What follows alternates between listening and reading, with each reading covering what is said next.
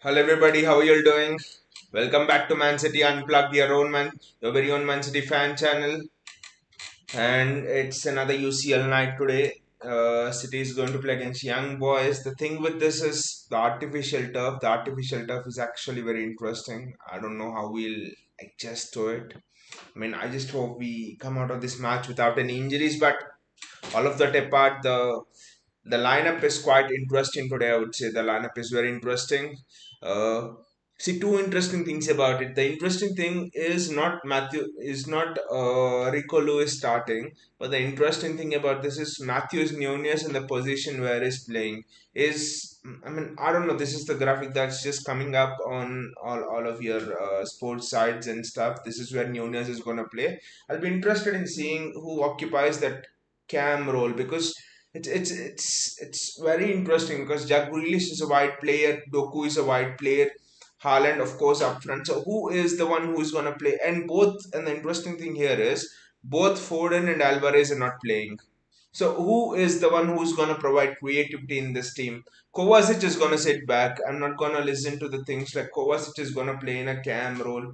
I don't think so. Kovacic is gonna sit back along with Rodri. So maybe Rodri comes forward, but who is going to be the creative outlet? I know Rico Lewis can invert inside because looking at how Pep started against Leipzig, he started Rico Lewis almost in that attacking midfield role. If you remember that match against Leipzig, Kyle Walker played outward as a right back.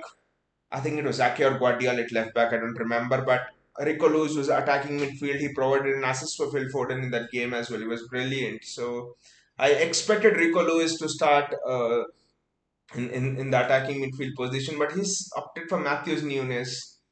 This could be a new experiment from Pep Guardiola. I just do not know how to look at it because I was just speaking with a friend yesterday, and he was suggesting the same. Maybe I was just asking him, who do you think fits the profile of Kevin De Bruyne up closely?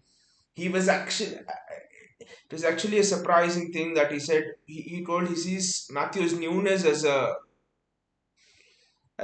someone who could maybe go on and not to Bruyne's level of creativity, but he could fill those boots to a certain extent. That was interesting to me, and I don't know what Pep has heard it or something that Pep has also started Matthews Nunes, so that will actually be very interesting. So Matthews Nunes for me is the surprise. I personally thought he might not even start this game, but it could mean two things. Pep is experimenting with Matthews Nunes to fill in that De Bruyne role, and or also Pep might start Matthews Nunes against Manchester United because we saw Wolves Manchester United the first game of the season. Matthews Nunes single-handedly destroyed Manchester United. So you just do not know anything. Uh, Anything might happen actually. And I think this is the first time that you're actually having.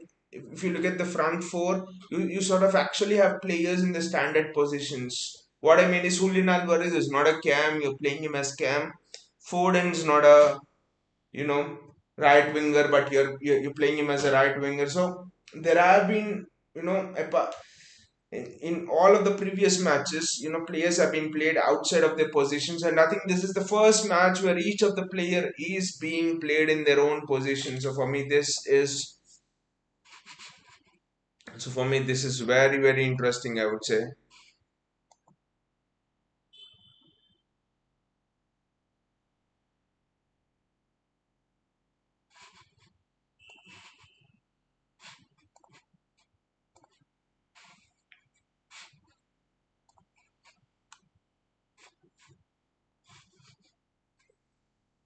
So like we were talking about it, Matthews Nunes for me is the surprise thing, and also another thing I'll keep an eye on is the fluidity of the team because Julian Alvarez is top of the assist chart, I think, along with Pedro Neto, and is roundabout there in terms of the goals as well. He'll be in the top three, top four in the Premier League. So, but there has been a sort of narrative around Julian Alvarez that Julian Alvarez is inhibiting, is restricting the fluidity of the team. He takes a bit too much time on the ball. He doesn't release the ball quickly. It's because of Julian Alvarez that Erling Haaland is struggling to get his goals. Julian Alvarez is playing in the midfield as a striker. And I mean, Julian Alvarez is also, restricting the ability of Phil Foden. There a lot of narratives have been built around Julian Alvarez. So this will be, a very good exhibition of is Julian Alvarez the problem of why Haaland's not scoring and stuff, because this is I think one of the most straightforward systems Pep will play this season. Nunes, attack central midfielder playing in the attacking position. Grealish, Doku both out wide. Haaland strike. Rodri holding. Kovacic box to box. I mean, haven't seen a much more straightforward lineup all season. So will be interesting to see a lot of factors to consider, a lot of perspectives to take into account in this match. I don't know much about the young boys, but Matthews Nunes could very well start the derby. Matthews Nunes could start the derby, so you just never know. This is a trial for Matthews Nunes to start the derby. Just like the Newcastle City Carabao Cup match was a trial for Calvin Phillips to uh, start the match against Arsenal, especially with Rodri out. This is a trial for Matthews Nunes to start the derby. Will Matthews Nunes take it?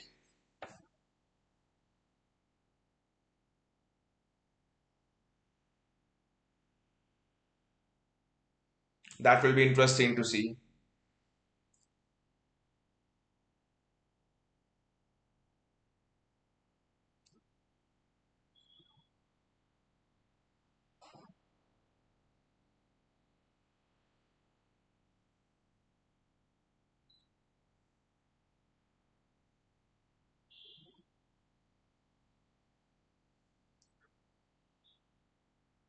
It is an artificial pitch, it's an artificial turf, so interesting again.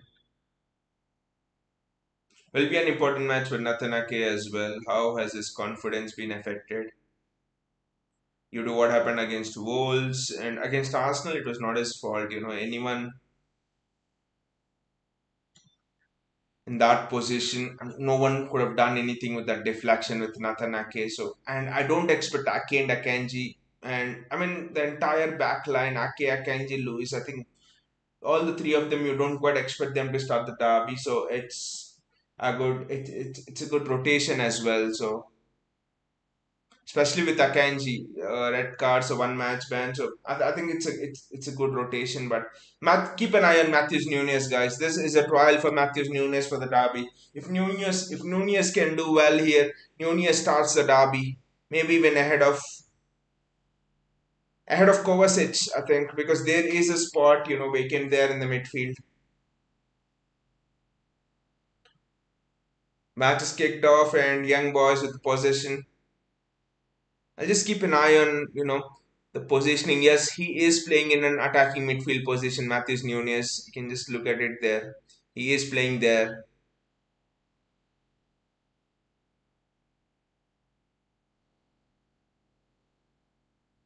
Nathan Ake losing out. Nathan Ake, I think, to be fair, he's just been out of form a little bit, to be honest. Young boys have started very fast, actually. It's a free kick for City, but young boys have started fast, and the form of Ake is not concerning for me, but I very well think that need to keep an eye on him, because I was surprised that Pedro Neto went past Nathan Ake in that Wolves game, to be honest. Because Nathan Ake for me is one of the best 1v1 defenders in the Premier League at the moment. Is certainly in the top three, especially with the last season he's had, second half of last season. He kept Coman, Sane, Rodrigo, people like that in the pocket. And Matthews Nunes, superb ball, very well spread out by Matthews Nunes to Jeremy Doku. Jeremy Doku can now run 1v1, and it's a corner for City. Wonderful, wonderful ball there from Matthews Nunes, to be honest. Spread it out wide. I think if Nunez can show the creativity, I just think that he probably takes that. See, one of our midfield spots is still there to be won by any player, Alvarez and Rodri are starters, but who is the third starter in our midfield? Foden is playing out wide right, so there is still a spot up for grabs in our midfield, and Nunez could, stake his claim for it today. Just don't know. Matheus Nunes with the corners as well. Ah, that was close. That was close. Rodri should have made it 1-0 City. Rodri should have made it 1-0 City. Honestly, wasn't it was a decent corner, I would say. Rodri didn't expect it. That's the thing. I think Rodri didn't expect it, but it was a decent corner. So Matthews Nunes plays a scam in this match. He's on corner duties. Interesting. There is something going on there. The atmosphere at Young Boys is actually very good. Stadium atmosphere. Rico Lewis.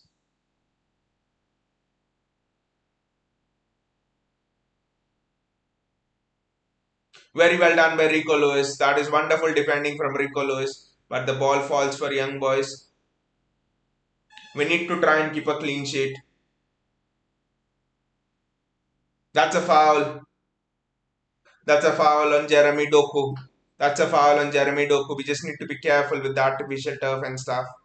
That's a foul on Jeremy Doku.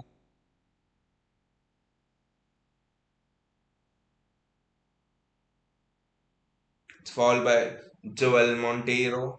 Don't know the player. Will not pretend that I know that player, but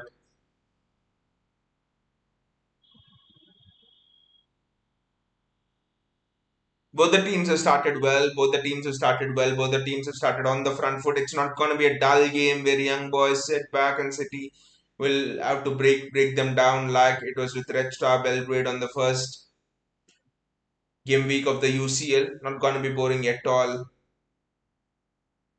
But as City regained possession, you actually sort of expect City to push Young Boys back as a consequence of that. Kovacic.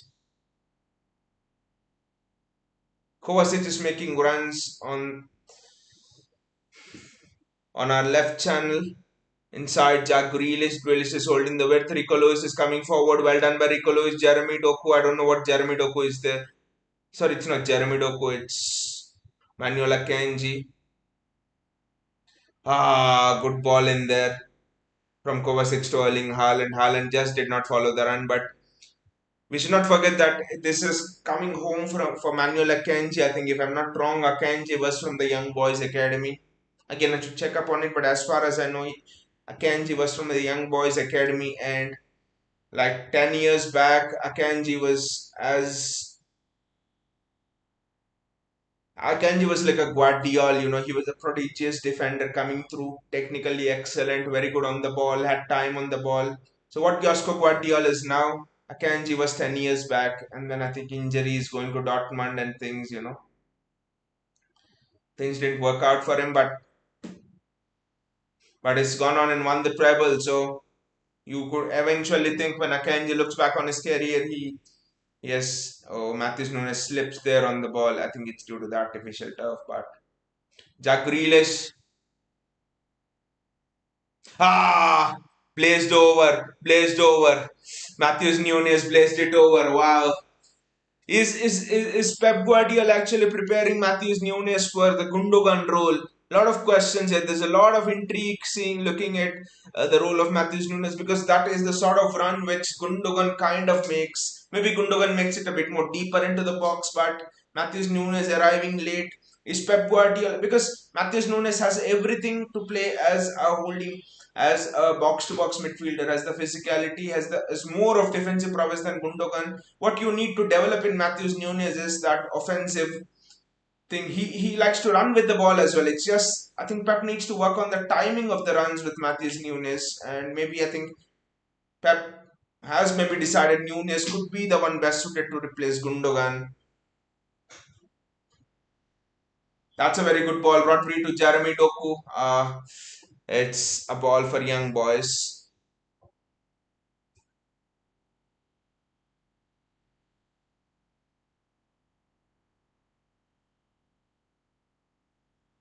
I think City are just struggling a bit to get to terms with the turf, but that's common. That's just common. So Manuel Akanji does well. His reading of the game is just superb. Manuel Akanji. You just feel that if Manuel Akanji would have come to Pep Guardiola 3 4 years earlier, probably I think Akanji would be at the level of Jerome Boateng right now because I don't see any different qualities between Akanji and Jerome Boateng. So Akanji could reach the levels with Jerome Boateng for 1 2 years during that period of 2000, 13 to 15, 16, something like that. Boateng was one of the best defenders in world at Bayern Munich. Think Akanji could very well reach those levels, to be honest, because he's got everything. If you see, he's got the pace, he's got the physicality, he's got the power when he's running with the ball, he's got the vision to pick a pass, he can pick the diagonal passes, he's as comfortable on the ball as Jerome Boateng. So Manuel Akanji for me, what a Rolls Royce defender we have got for 20 million pounds, for 25 million pounds. When people like Chelsea are spending 90 million on Fofana, 60 million on Kalidou Koulibaly, who was 31 years old, and 45 50 million on Disasi, and we have got a Rolls Royce defender for 25 million pounds in Manuel Akanji. City are passing the ball neatly here. The triangles, the close control is very good. It's interesting because I think Kovacic is just focusing on that left channel. Oh, that was almost a great ball for Erling Haaland. Ah, that ball almost fell through for Erling Haaland. It's a free kick in favor of young boys.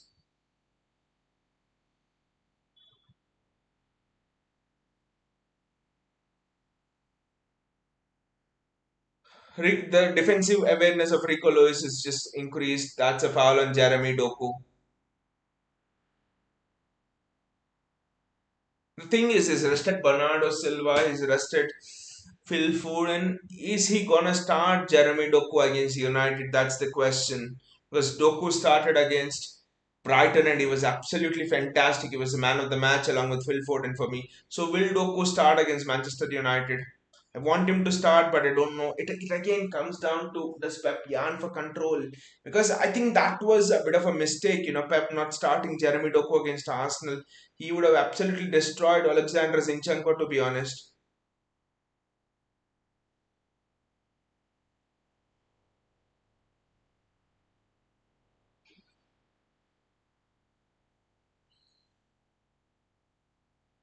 Good bit of skill there by Erling Haaland. It's well retrieved by Rodri. Jeremy Doku.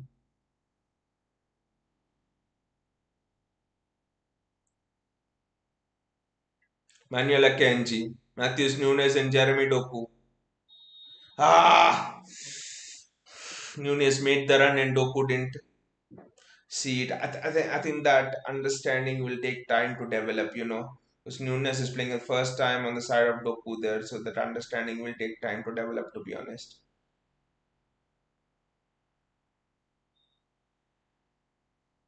It's imperative that City put in a good performance here because, like I always say, result is not in your hands. Anything can happen, like it happened against Arsenal. You play a fantastic game, have 30 shots, and still the opposition can win 1-0. So, performance is the paramount thing. Just like what is happening against United, they're winning, but they're just performing absolute shit.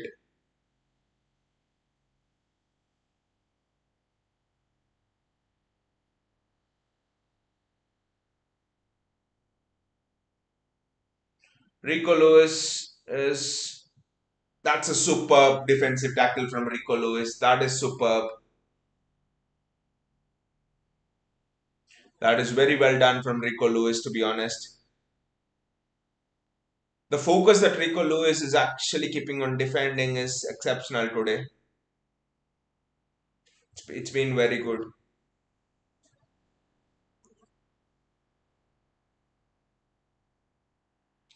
It's the first corner of the game for young boys, so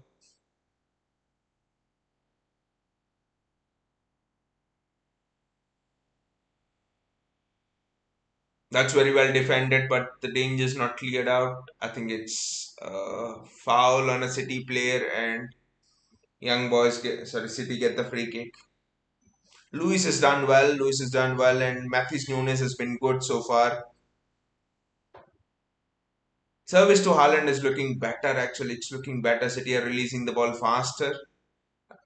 I don't say that it is first class like it was last season when De Bruyne was there, but still the service to Erling Haaland is better. It's much better, to be honest. than what I've seen in the previous games. Nathan Ake, Jack Grealish. Grealish is just hugging the touchline, to be honest. He's absolutely holding the width. That's a good ball in there. Rodri. Ah, again, look at that run for Matthews Nunes. This is very interesting. Matthews Nunes was farther up than Erling Haaland. The positioning of Nunes is again very interesting to me. It's and I'm just talking about Matthews Nunes, but his positioning has been interesting. He's making the runs, he's making a Gundogan-esque runs. He's just trying to play the Gundogan-esque game, to be honest.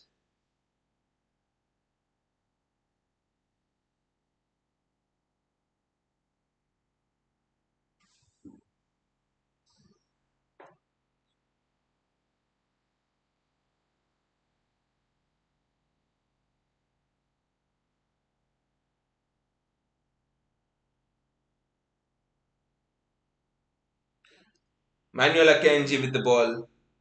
Manuel Akanji to Rodri. Rodri to Nathan Ake.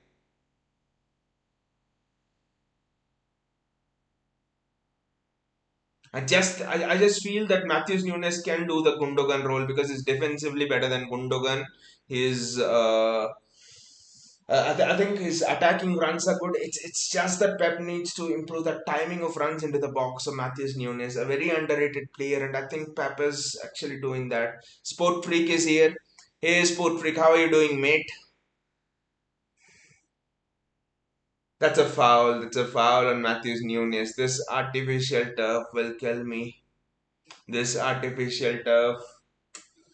Just hope we don't get any injuries.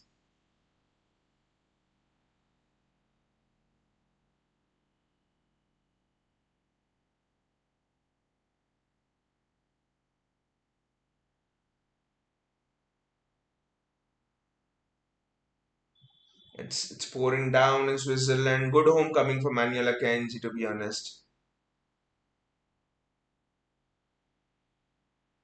Sport Freak says 4-0 coming.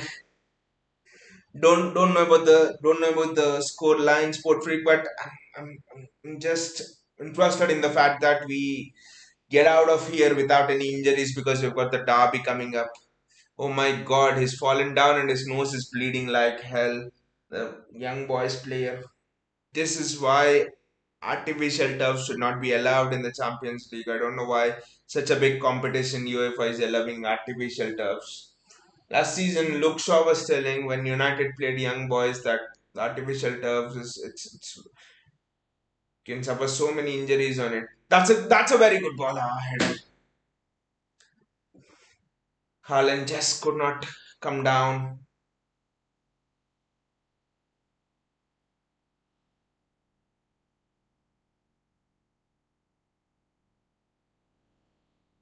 That's a good defensive thing from defensive action from the young boys player.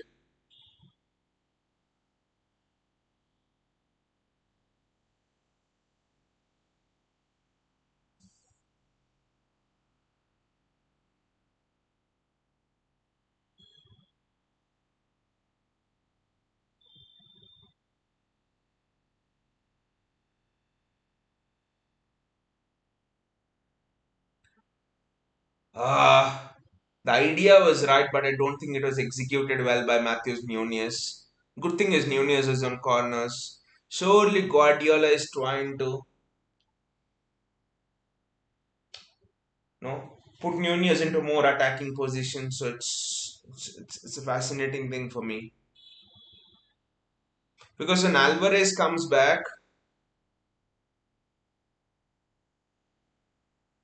and I know Alvarez is almost like Thomas Muller and you play him in that position, but then I think it could be it could exactly be what Pep used to do when Gundogan and De Bruyne were there. Rodri, Gundogan, De Bruyne, the same thing could replicate with Rodri, Matheus Nunes and Julian Alvarez with Foden on the right and Doku on the left. He could do that, to be honest.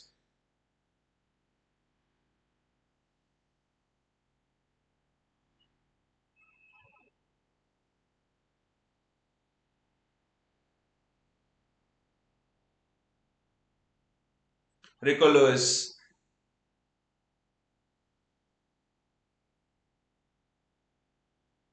That's a very good ball. Matthews Nunes. He's very quick. Matthews Nunes on the turn. You can just see the sharpness in his movement. He's unpressable. There's no doubt there are certain qualities why Pep is playing him there. Rodri. Nathan Ake.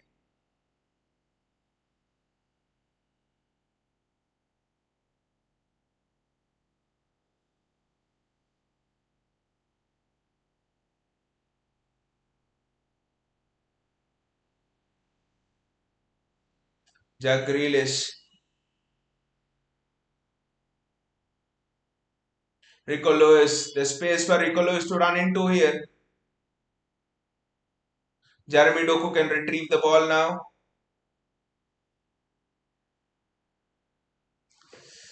It's fell down there for Kovacic, but there's no room for him to shoot. So it's amazing how Rico Lewis runs into spaces and identifies where to run in. Ruben Diaz, Manuel Kenji, Jeremy Doku, Rico Lewis,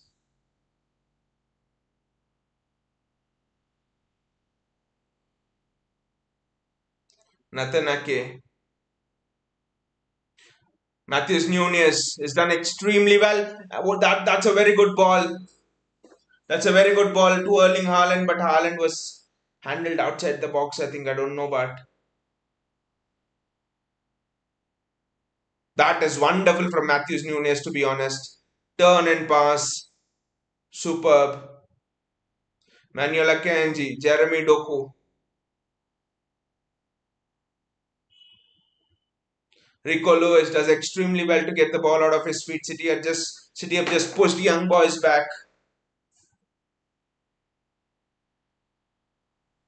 Rico Lewis,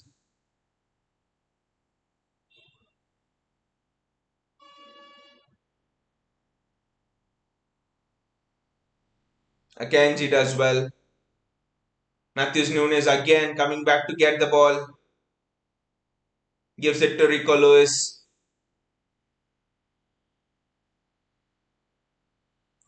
Jeremy Doku. Matthews, this is a wonderful spell of possession from City. I know it's not penetrative, but it's the manipulation of the ball is very good. We are just looking to identify the spaces.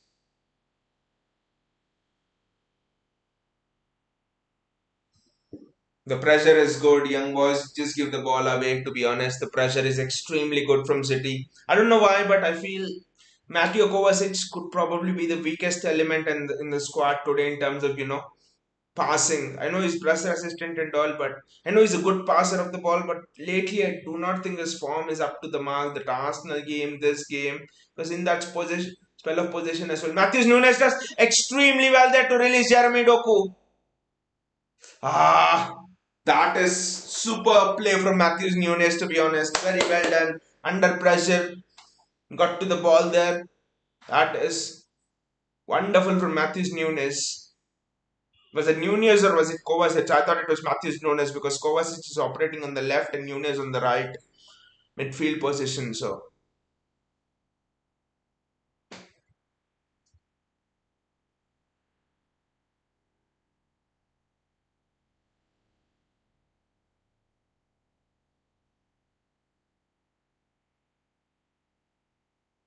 Haaland is extremely well there. The hold up play from Haaland has been good even against Brighton and here as well. Erling Haaland, Matthews Nunes.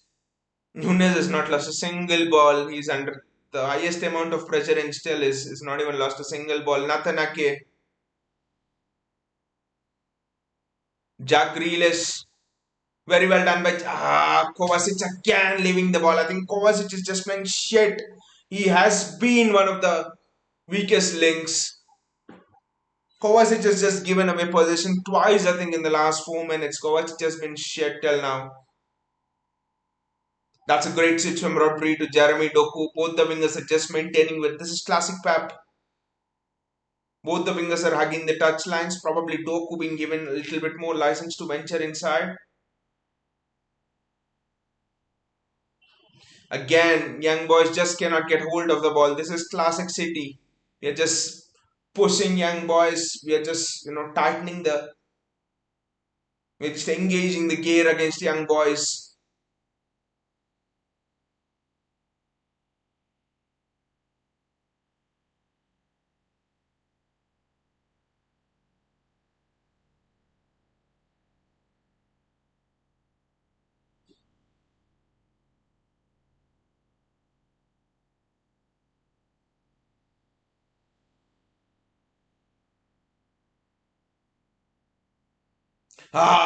That's a giveaway there, but that's very well recovered from the best CDM in world football. Rodri, and now City are on a counter here. Erling Haaland. Ah, I think that's a good tackle from the young boys defender, but Erling Haaland had to score that. Erling Haaland had to score that, to be honest. I just turned my chair inside out there. I just thought Erling Haaland had to score. Don't know how he missed it.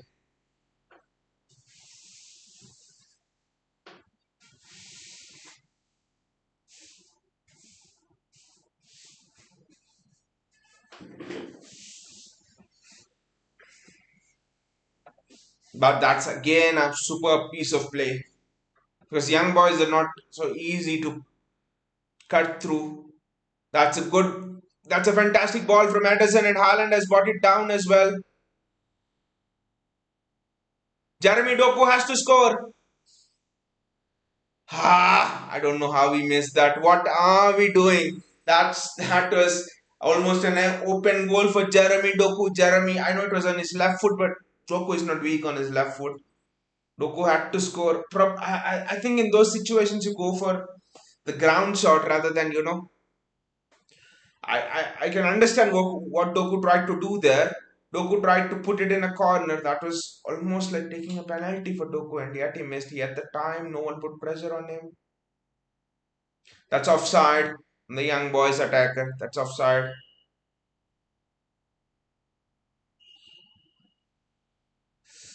Again, I think it's the artificial turf there. Look at it. Doku slipping when shooting it. It was the artificial turf again. So not blaming Doku. It was the artificial turf, to be honest. Look at Doku slipping on his foot or something when going for it. I think Luke Shaw suffered an ankle injury here. I think I'm not wrong. Steer. Matthews Nunes. Jack Grealish. Nunes has been fantastic. Kovacic has been very late in his decision making today. Mateo Kovacic. I don't know why. Just been not good enough. Kovacic. Kova, you need to improve your decision making. Kovacic has not been good at all today. Lost position thrice here. He just holds on to the ball too much. I think that's the problem of Kovacic. Instead of playing one touch football, and young boys get the ball back.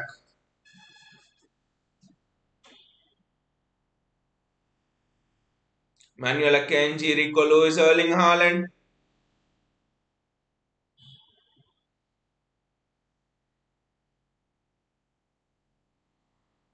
Matthews Nunes just held.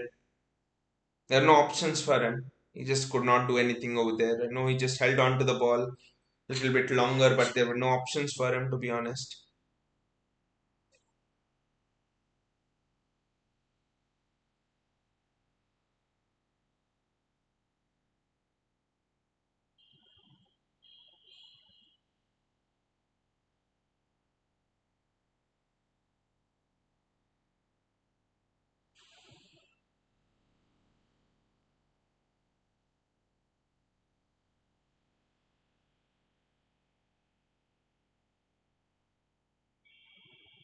Matthews Nunes, he has to switch it to Jeremy Doku. That's a wonderful ball to Jeremy Doku. The passing range of Matthews Nunes is absolutely very good. Jeremy Doku one on one, that's a foul.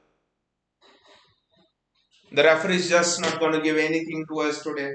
That was a clear foul on Jeremy Doku. The defender just blocked off Jeremy Doku.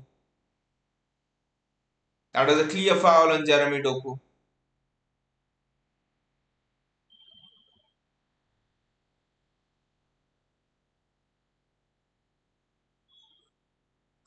They're showing the previous Haaland shot, but just think the defender put in a good tackle over there. But the ref is just not giving anything in our favor today. He's giving nothing in our favor, to be honest.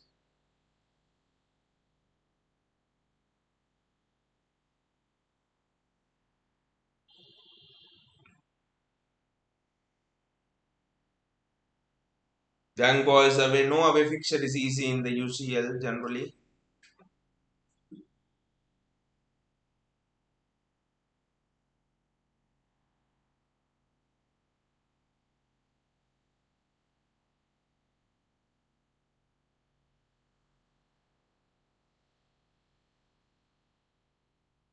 Jeremy Doku does extremely well there to bring the ball in front of him, and Matthews Nunez, Rodri, Mateo Kovacic, Nathan Ake, the left hand side of this thing is no, it looks as if there's no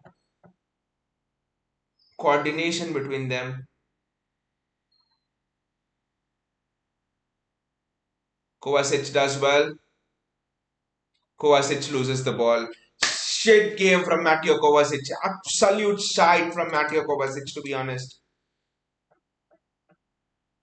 Mateo Kovacic has been absolute shite. I think this is a 3 out of 10 performance from Mateo Kovacic. What a disastrous game. Fourth or fifth time is given the possession away. Shit from Kovacic. Absolute shit.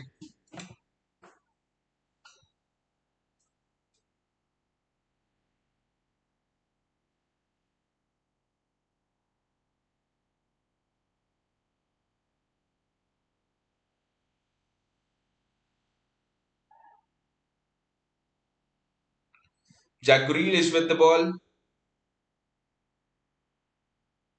Ah! Who is that? Who's Matthews Nunes went for the goal there? Maybe he tried to curl it. I think that was a good try, to be honest. The goalkeeper got something on it. It was a very good try for Matthews Nunes. The goalkeeper didn't get the arm on it. He could have just hit it in. Maybe the ball was going in, to be honest.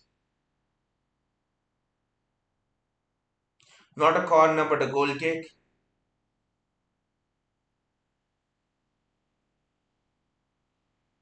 Except Kovacic, I think everyone's played well. I know this. Haaland had a chance. Doku had a chance. Should have been at least 1-0 up, if not 2-0 up. Nunez with the chance there. So we have created chances. We've created at least three high quality chances.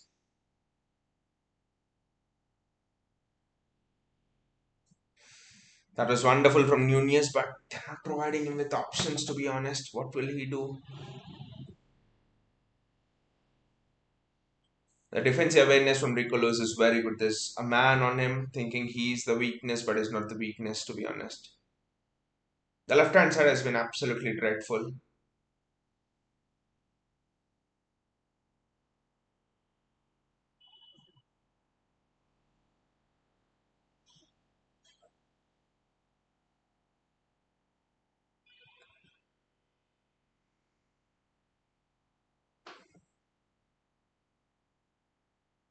Jack Grealish with the ball. Jack Grealish, Jack Grealish, Jack Grealish. Erling! Ah! Fourth chance.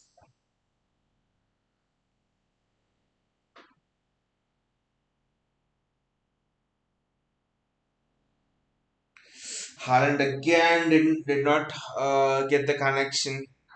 I just don't know what Haaland's doing. Haaland's had too big. The creativity has been superb, I must say. Just that we haven't taken our chances, to be honest. I mean, if you see the replays closely, I think the artificial, this is not an excuse, but it's the truth. The artificial turf is not making it easy, to be honest.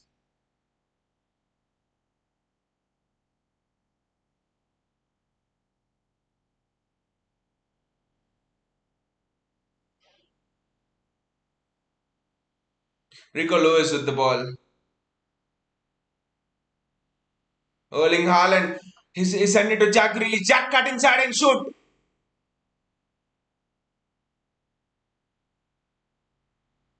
Oh, Matthews Nunes should have followed it up, to be honest. Don't know why he hasn't followed it up.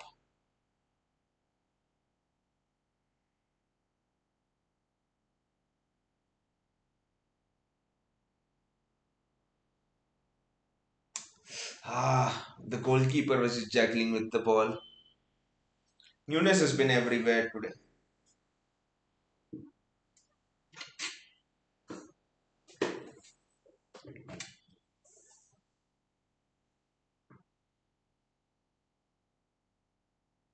Let's actually check the scores of the teams before young boys get set and be ready. Interesting, Atletico Madrid is losing against Celtic 2-1. Newcastle Dortmund is a draw. And PSG is winning against AC Milan. And of course, it's Kylian Mbappe who scored with Warren Zaire-Emery the assist. Zaire-Emery, 17 years, is playing at the base of tip of midfield. That is just superb, I think. He was one of the players who I really wanted at City, but PSG just didn't sell. So can't do anything about it.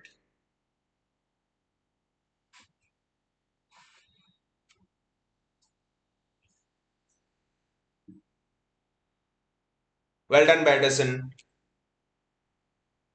I think from last season when Ortega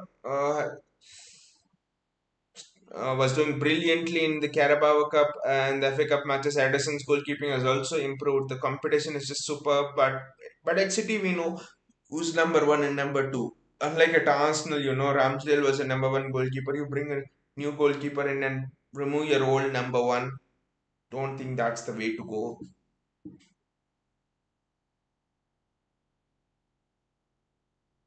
Natanake. The left hand side is interesting because you look at our left hand side and it's made up of Ake, Kovacic and Grealish. All of the three players who haven't played as much in the recent past have been out of form and stuff. So it's a very interesting combination on our left hand side. Right hand side is obviously looking more confident. Jack Grealish, but Grealish has done well actually. He's played more of forward passes than back passes. He's looked to be aggressive apart from one or two things. I think Kovacic is the one who I'm actually disappointed with. Rico Lewis, Rodri, the switch has come into Jeremy Doku. The touch is very good from Jeremy Doku.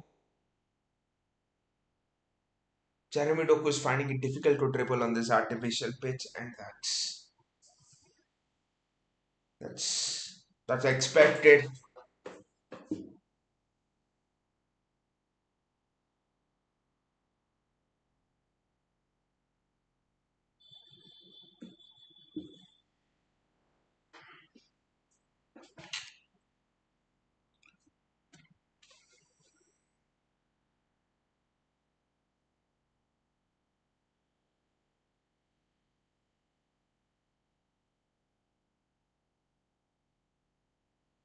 Kovacic, Natanake, the Grealish.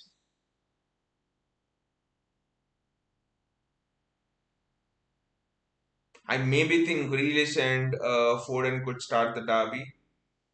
Or you could probably start Foden on. I don't think he starts Foden on the left side.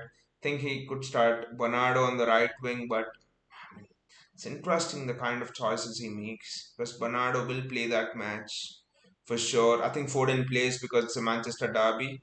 He's a local lad. He's been in top form against Brighton, especially. You can't drop him. I just think it's going to be sort of a similar team that started against Brighton that starts the derby. To be honest, except Akanji because he's got a red card. Matthews Nunes does well even though he slipped a bit. Rico Lewis does extremely well there.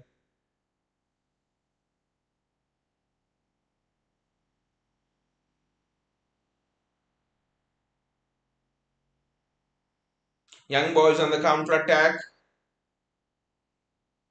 That's an excellent tackle. That's an excellent tackle by Nathan Ake. This would be the spark that would bring Nathan Ake back to form. Just look at it. That's why I've told he's one of the best 1v1 defenders in world football. Just look at his recovery pace, look at his positioning, look at the tackle. Nathan Ake in world football is in the top 3 1v1 defenders. Is absolutely good, is absolutely superb. Just that Wolves match was just a little bit of a dip, that's all, which happens with the best of defenders, to be honest.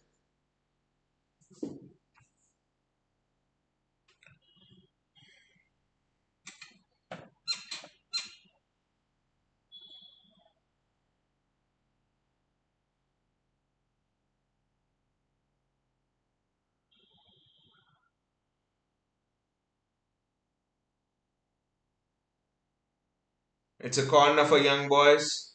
And that's very well defended, but that's another corner for young boys now. But that could just spark the entire game. That Natanake tackle. It's 38 minutes gone, and there's absolutely been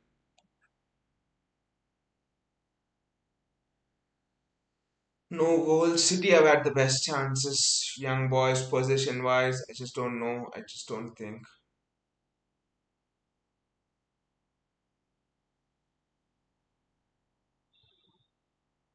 But it's a set piece. That's what teams need, to be honest. It's an innovative set piece,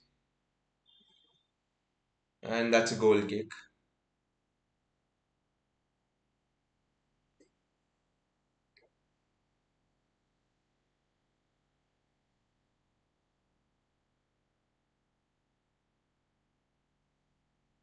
Edison certainly looks more confident than even last season, I would say.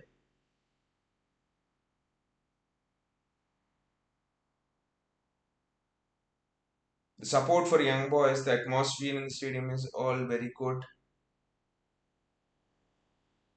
Ah, Matthews Nunes with a bad touch, but look at him chasing the ball. That's what will impress Pep.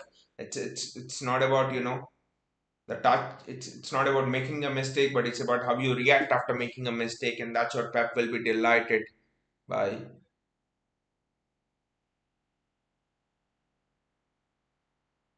Wasn't an it's not an easy game. Artificial pitch. Young boys have been tactically very good, but we had the chances to actually be ahead. Let's be honest. Haaland should at least be scoring one. Jeremy Doku should be putting that away. So we have had chances.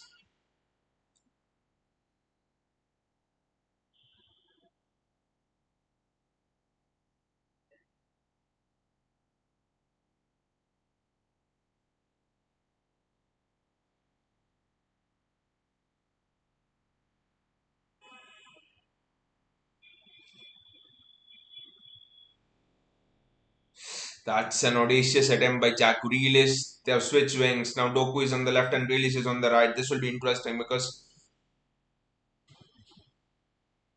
the interesting thing for me today was Pep playing two right-footed wingers because Pep always. Oh, it's interesting because Jack Grealish is now playing in the midfield. I think. Then who's on the wings? I don't know. We'll have to look at it because Grealish. I think Grealish is going onto the right wing, but Pep generally prefers to have inverted wingers, left footer on the right and right footer on the left. So Doku going on the left is interesting because Doku is the aggressor of the two.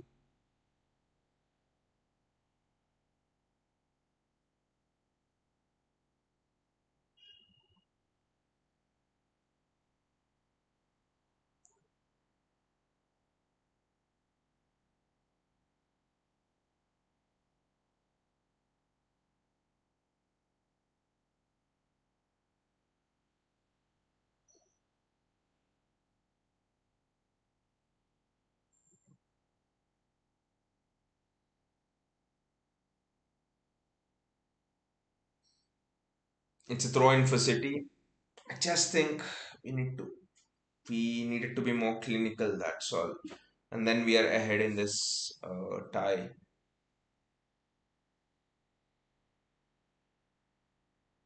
Erling Haaland is allowed it to run across his body very well. Matthews Nunes on the ball shifts it to Jack Grealish. Rico Lewis. Matthews Nunes gets it back. I thought Nunes had the chance to cross it. To be honest.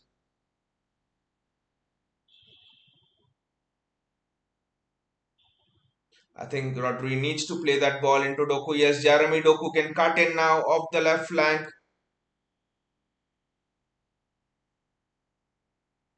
Ah, what a shot that is. What a good shot that is. I think you're wasting Doku playing on the right. I think.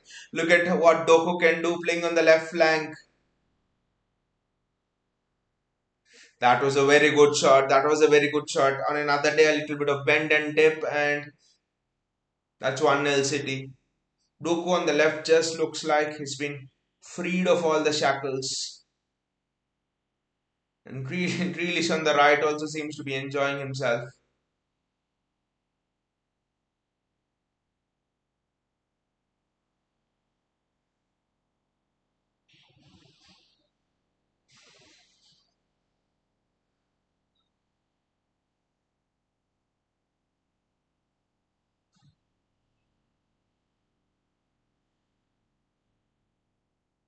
Rodri. Rico Lewis shifted.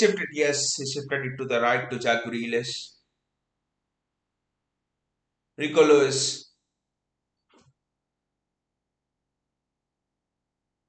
Manuel Akanji.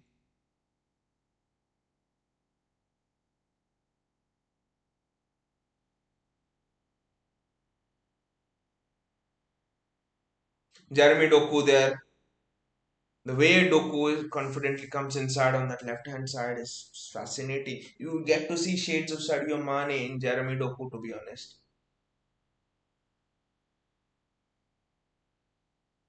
That's a corner for City.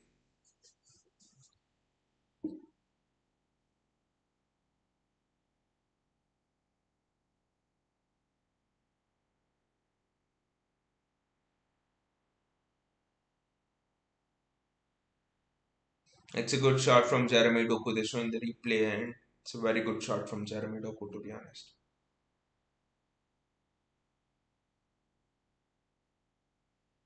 Ah! How did that not go in? Rodri thought he scored. How did that not go in?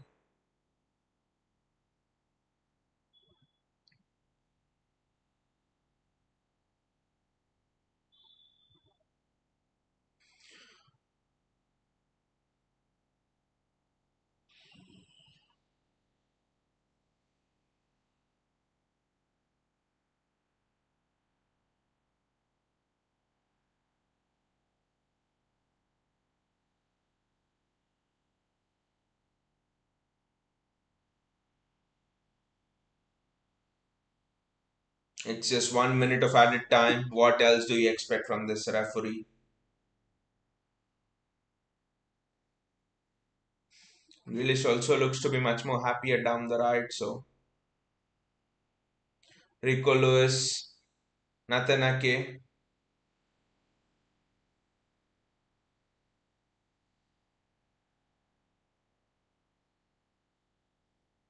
Matthews Nunez. Good ball from Matthews Nunez. Jack Grealish.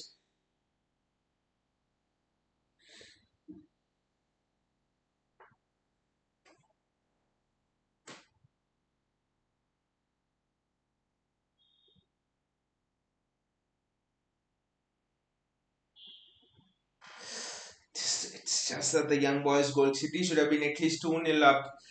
Great couple of great chances, and I think he'll blow the whistle now.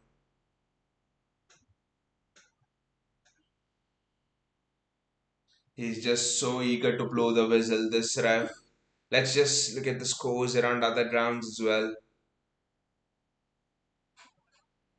PSG still leading Milan 1-0. Newcastle down to Dortmund 1-0. Wow, this is interesting.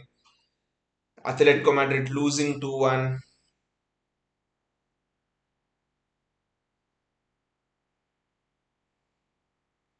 Wow.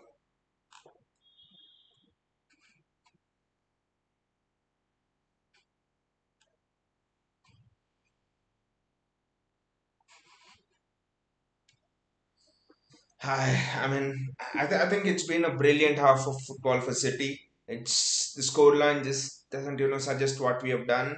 We have passed the ball around well. We have tactically Pep got it right. We have passed it around young boys and all of that stuff. It's just that sometimes the opposition team goalkeeper is just he's in God mode. You just cannot do anything, and that's what happened today. But one player is, I think, Kovacic was absolutely shite. I've been saying it throughout the stream and I'll repeat it now as well. Kovacic was absolutely shite. He was giving the ball away so many times. He was not able to. What that did was that didn't allow us to build any momentum into the attack. Typically, when City ping a team back, City keep the possession, rotate the ball around, then look for the killer pass and boom. But what? the way Kovacic gave the ball away, we never made a killer pass. By the time we rotated the ball around and we were ready for the killer pass, the ball would somehow find its way to Kovacic, and Kovacic is always giving the ball away. So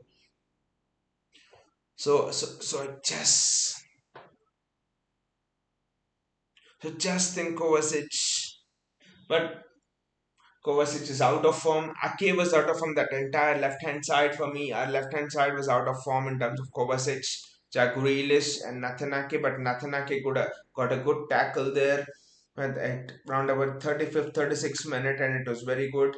And then Jack Grealish had a few positive moments where he was getting fouls for the team like he usually does. He was making those forward passes and not the back passes like he did against Leipzig and stuff. So Jack Grealish was actually is improved as well. So I think Kovacic is the only one who is remaining, to be honest, who needs to get into the form.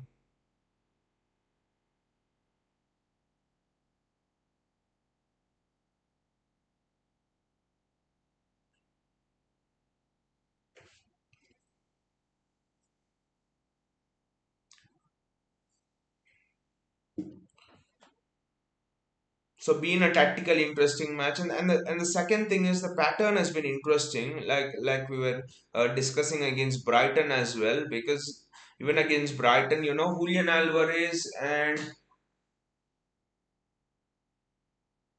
yeah, Julian Alvarez and Phil Foden. Julian Alvarez only occupied the left half of the attacking third, and Phil Foden was having the entire right wing and the right half of the attacking third, right half of our attacking third. To be honest, so I think Pep could have clearly had those rules because Kovacic was typically operating only on the left hand side, and Matthews Nunes was, I know he was given a bit of a free role, but he was mostly on the right hand side. So that is something which probably Pep has defined as a template for this season. I will go back to playing those David Silva, De Bruyne. When in the Centurion season when De Bruyne and David Silva were playing, David Silva only operated on the left hand side, with his understanding with Leroy Sané and stuff, and De Bruyne was predominantly on the right hand side. I think Pep is switching to that system this season. Pep is slow. You can see certain shades of it. Kovacic on the left half, attacking half space, and Matheus Nunes right attacking half space. Similar sort of a thing with Alvarez and Foden in the last match against Brighton. So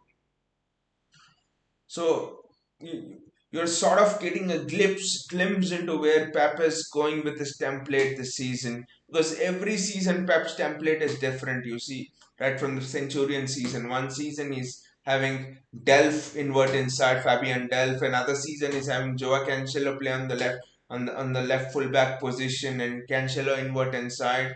In another season, Pep was having centre back coming to the midfield and stuff, which he did with Stones last season. The season before, I think, he's at Bernardo Silva. I think 2 seasons before, he's at Bernardo Silva play that falls ninth position. So, been very reading Pep's mind in the first half of the season is like it's a challenge, but you can pick up on certain things that he's doing in matches, and you can actually understand where he's going towards. And for me, the first bit I've understood from what Pep wants to do is he wants to have two central attacking midfielders this season. And it almost seems that he's sort of, I don't know why, but he's sort of moving away from the centre back coming into the midfield role unless John Stones plays there, because you I mean, you could actually say that Stones played against Brighton and he did the same thing, but again, I could argue that with the fact that Akanji is capable of coming into the midfield, Josko Guardiola is capable of coming into the midfield. Don't know why Pep has not stuck with that. And it just seems Pep is experimenting with Doku on either wings. I think Brighton he starts on the left wing, has an A-star game, goal and an assist. I think Jeremy Doku, if I'm not wrong. No, sorry, he's had an assist and he's been the man of the match along with Foden in that Brighton game. So and on the left wing. And this game he started Doku on the right wing. So it's actually interesting the thought process on uh, where Pep is going. And with Bernardo Silva, I honestly don't know. Is Pep seeing Bernardo Silva as central midfield player on the right wing? Because if Pep sees Bernardo on the right wing, then where does Foden play? Is Foden capable of playing alongside Rodri then if we assume Alvarez is playing as a three? A lot of question marks, a lot of puzzles. I know we are in the last week of October, but a lot of question marks and a lot of puzzles to be honest. That finish from Mbappe was just superb. They're just showing the highlights of PSG and Milan. That finish from Mbappe was just superb. You just can't defend against it. It is just a superb finish.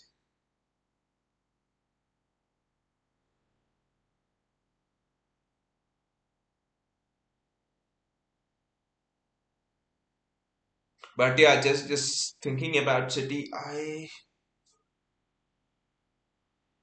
I'm still a bit puzzled about a few positions because the role of Kovacic is looking more unclear to me as the days go by.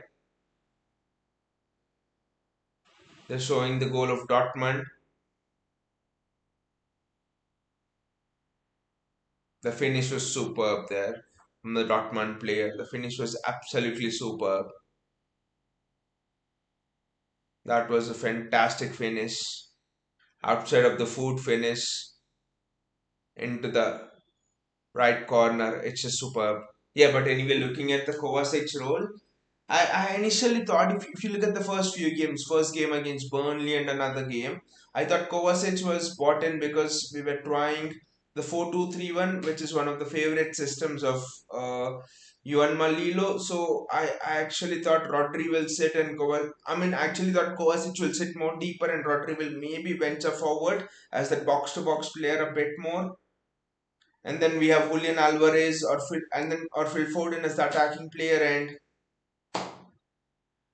players and then two wingers and Erling Haaland. But that Kovacic experiment, just for some odd reason, I just think that Kovacic is not capable of maybe playing as a single pivot, and you're always needing Rodri to come back, to be honest. And the Kovacic experiment is not working. And I don't think Kovacic is capable of playing as an attacking midfielder, to be honest. So don't know where that Kovacic experiment will go for City. So couple of things I would say which is still puzzling to Pep Guardiola himself. Not just the fans to Pep himself, but that is the challenge of Pep, right? That is what keeps Pep excited. I think people actually question what keeps Pep excited to go for the Premier League title again and again and again. What keeps Pep excited to go for trophies after won the treble? This is what keeps Pep excited. Every time the first half of the season, he throws a challenge to himself that what new system can I try out? And then if you try out a new system, there'll be chinks in the armor. And he spends that first half of the season fixing those chinks in the armor. And then the second half of the season, opponents simply can't figure out because Pep has only himself taken half of a season to figure the chinks out. So by the time the opponents figure Pep's system, the season will be over. So and also I think by doing this, Pep has also mastered the fact that City get into the peak at the right time. See, Pep had this problem at Bayern. Bayern would be cruising the league. Not so much at Barcelona, probably, but it started with Bayern and maybe Barca's last season. I don't know, but it certainly started at Bayern. That Bayern would be in cruise control by December, January. League would be over, and players would relax. And in the Champions League, it would be difficult for Pep. So I think this time it's interesting because the way he's managed in the last 3, 4, 5 years at City, that he makes the first half of the season unstable. Yes, he makes it wantedly. He makes it wantedly just to keep the players more hungry, just to actually keep the players, just to make the players fight for their spaces. And then in the second half of the season, it just each of the player knows, each of the player knows what his position in the team is by the second half of the season. So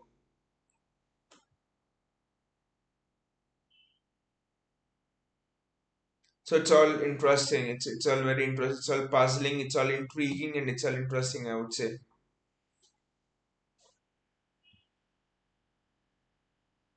I'll just have a bit of water income, and then I think we can join the second half.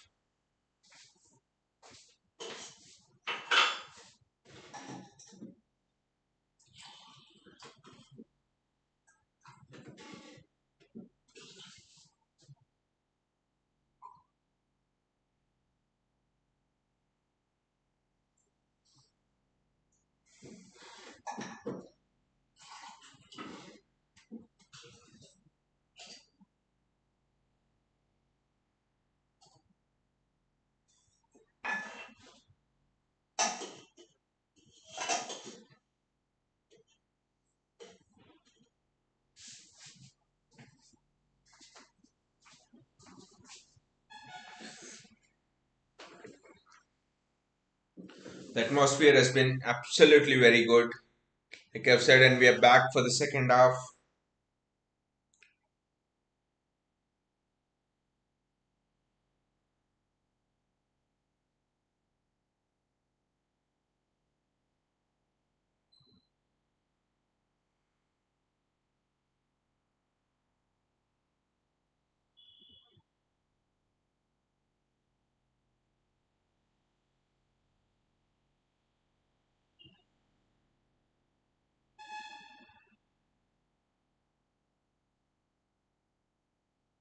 The players are walking out for the second half.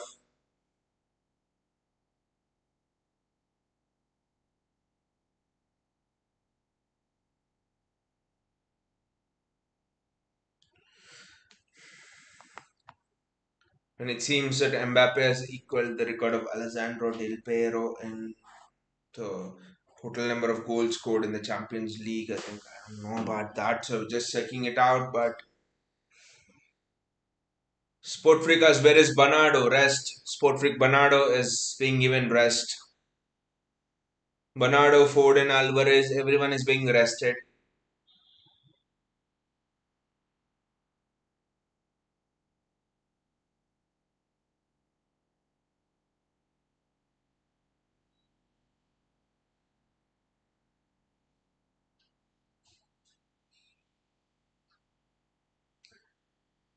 And anyway, I do think most of the City fans are accepting that Bernardo, this could be the last season.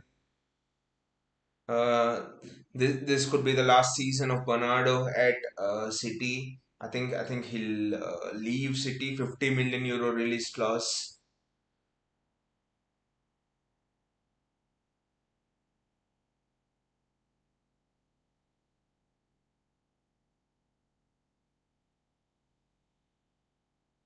I mean, it would not be bad to ask PSG for Warren Zaire-Emery swap for Bernardo Silva. Actually, I would be very happy with that because Warren Zaire-Emery is just going to be one of the next big talents.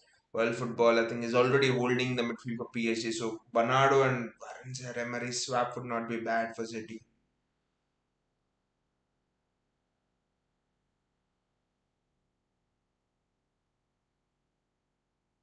But again, we do not. But again, do not know what the transfer plan is. I mean, who is City will have someone lined up. I just don't know who it is. There are not many rumors around. One for Bernardo Silva, but I guess it could actually be someone like a Lucas Paqueta for Bernardo Silva. To be honest, Sportfrix's Mbappe is just one goal behind Neymar.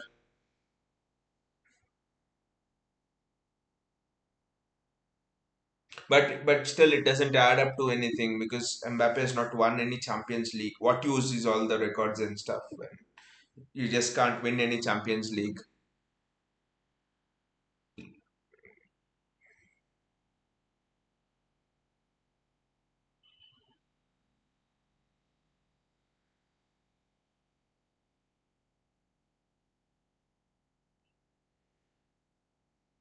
Onion says any chai tea during the game.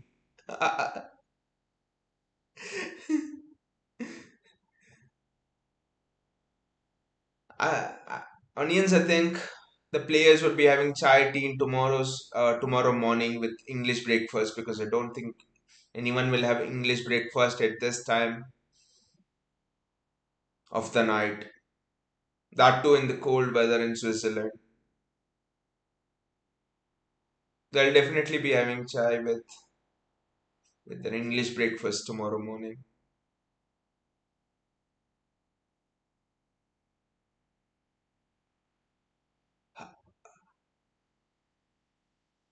I don't know why his shot at Doku was arriving. Doku was arriving. Just pass it out to Jeremy Doku. Sportfrix's Dortmund scored against Newcastle. I just saw that it was a wonderful outside of the foot finish. It was a fantastic finish from outside of the foot, to be honest.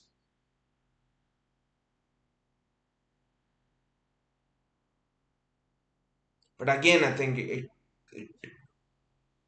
could be PSG and Newcastle to. Akanji should have buried it.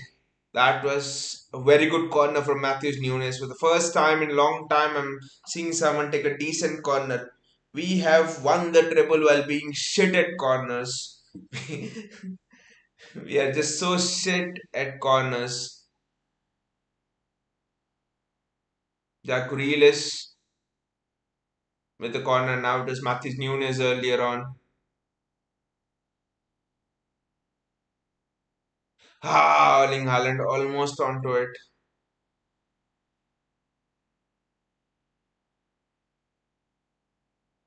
Kovacic, good run from Kovacic.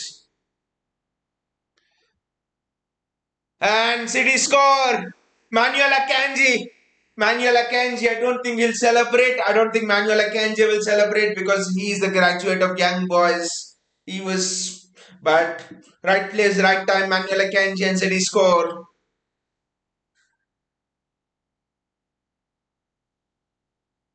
I'll just watch it back. The initial,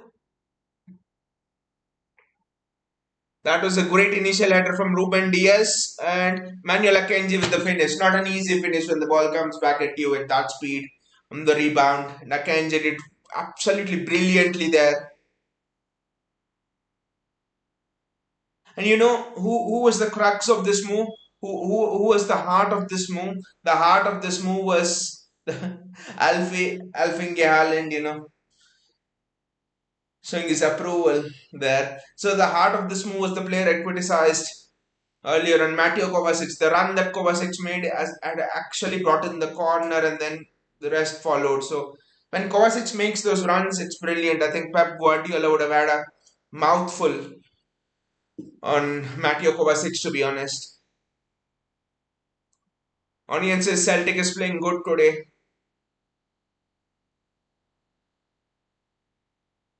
I've seen the goals, but they were wonder goals from Celtic. It's not that they opened Atletico Madrid up.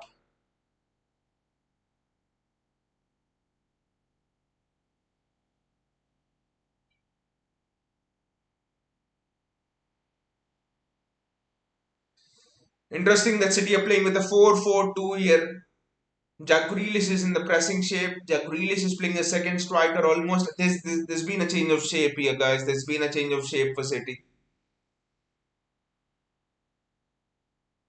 It's either Jack Grealish or it's Matthews Nunes who is, pressing when City don't have the ball. Yeah, Matthews Nunes is playing much more closer to Haaland. Either Grealish or Nunes, one of them are playing much closer to Haaland there. It's almost a 4-4-2 here. Without the ball certainly, and with the ball as well in certain phases. It's a 4-4-2. You look at it now, Kovacic is being playing close to Haaland. So there is certainly been a change in shape with the ball as well. Kovacic is just playing in a much more advanced role. He's lost the ball there, but his intent was very good.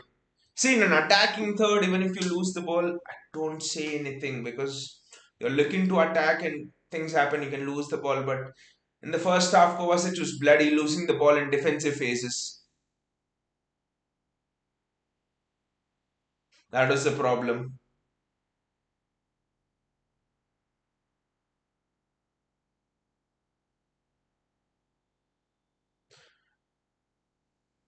But the tactical build up to the goal was very, very interesting, I would say. It was superb.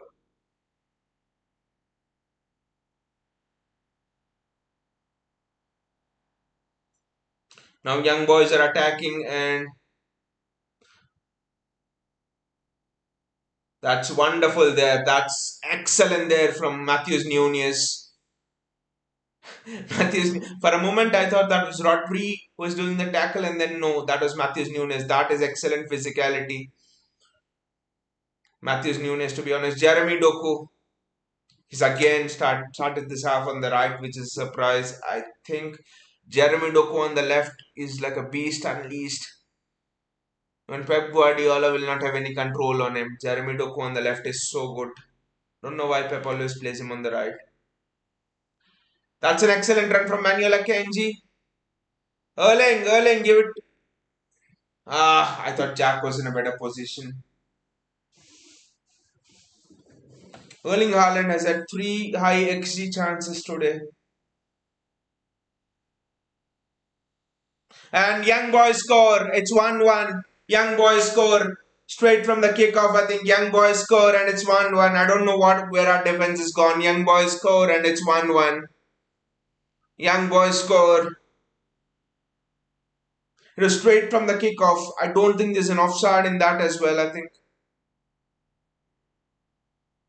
no, he was clearly onside. I think it's Rico Lewis doesn't have the pace to recover back.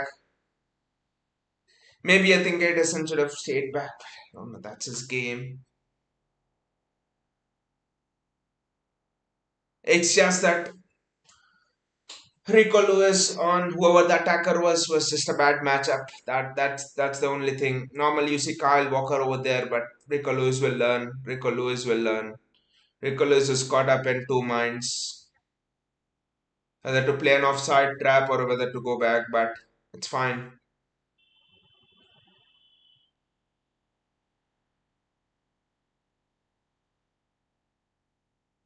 It's not a defensive frailty, it's just the ball over the top, and that happens.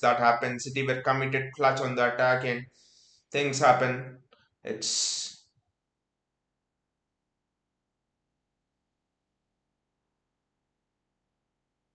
the only thing is we were drawing young boys out and we conceded the goal then, but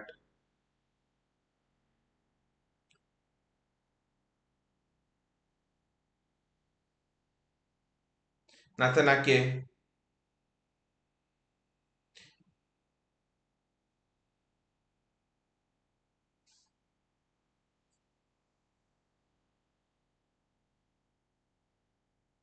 the ball's just not falling to any of the City players, but the game will become end to end now, so this will be interesting.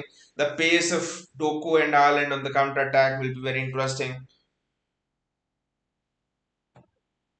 Now that finish was very good from the young boys player, whoever it was. That finish was very good.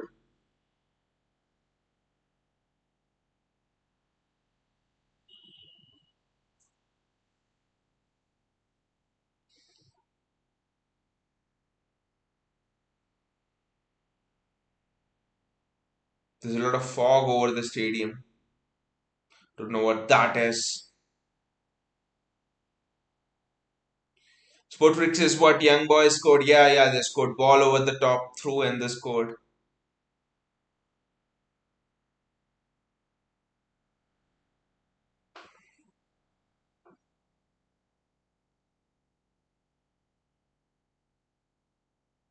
Jeremy Doku.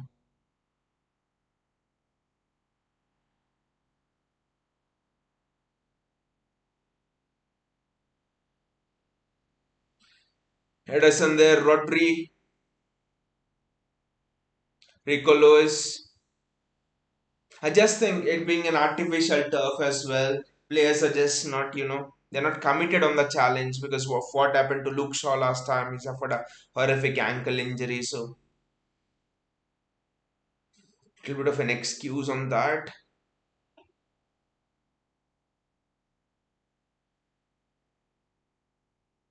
Ah, not on the same page.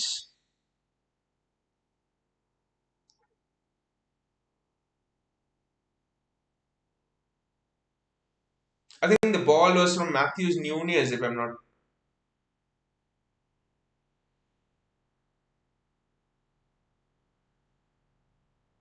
It was the mistake of Ruben Diaz. I think Diaz should have got to the ball, but the thing about Champions League is don't think about the goal you've conceded. Just think about the next goal, how you're gonna score. That's how you can go far in it. The moment you think about why you've conceded, you're especially in knockout games, you're done.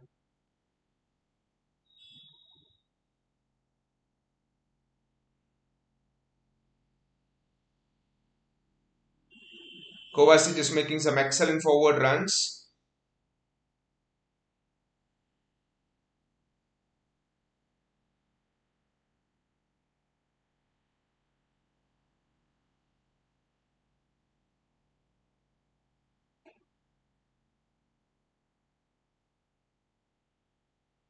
Ah, the shot from Rico Lewis was actually good.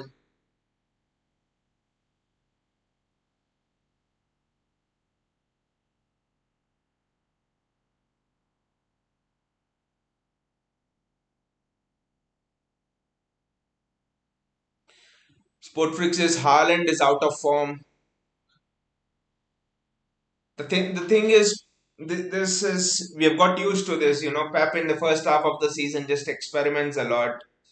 It's just that it just seems the entire team is out of form, and then in the second half you get into form. I think this is a great management tactic from Pep because second half is when you need to be in form to win competition. So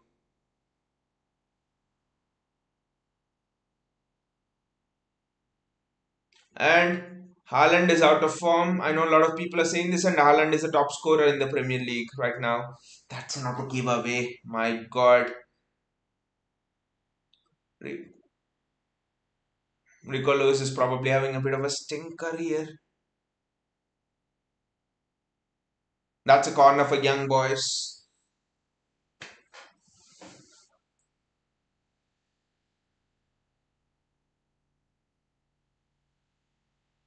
I think that was just marginal. The sleeve of Rico Lewis was playing him onside for that goal, for the young boys' goal.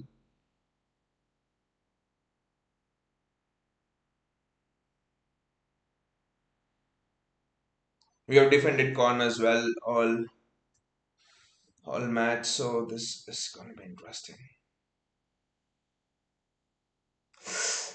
That was a chance for young boys as well. They are creating chances.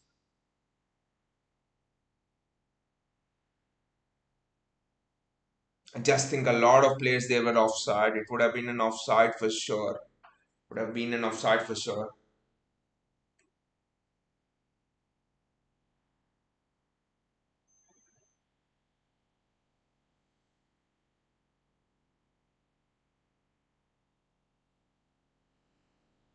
Jeremy Doku there does extremely well.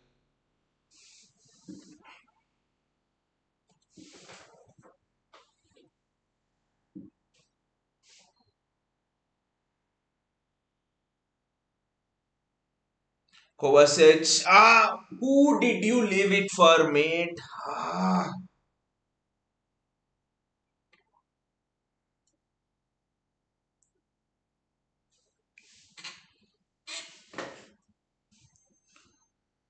ah.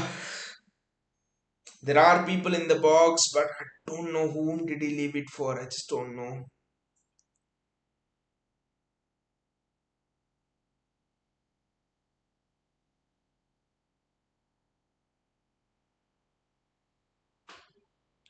Sportrix says this is City. They are the kings. They know how to come back. Just wait.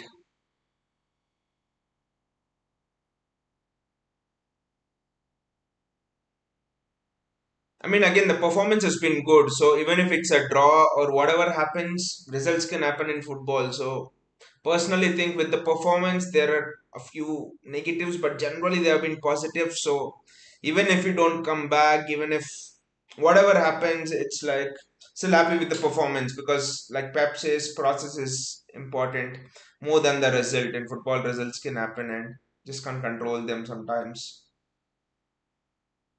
That should have been 2-1 City. Matthews Nunez, should have hit the target made from there. He turned the young boys player superbly there. Should have hit the target from there. Ah, again, artificial turf. I just can't comment. Maybe that would have an effect in the way the players are striking the ball. I just don't know.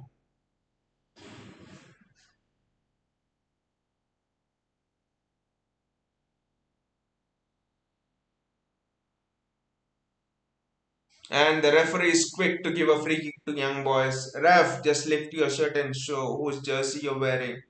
The referee has been outright shake today. The subs will be interesting here. I would not be shocked if Calvin Phillips comes on because Pep does not want to risk injuries on this artificial turf. So I don't think we'll see a Julian Alvarez, Phil Foden or Bernardo Silva. That's why we are not seeing even a John Stones to be honest. Or a Kyle Walker to be honest, to be fair. Because you just imagine someone like a Walker or Bernardo is injured in this match, your season has the potential to be done. But even if you lose this match, the season it will not affect anything. So I think that's the calculations in Pep Guardiola's mind. Although he wants to win every match, but that is what he's thinking because of past results and stuff. Is it a handball or something?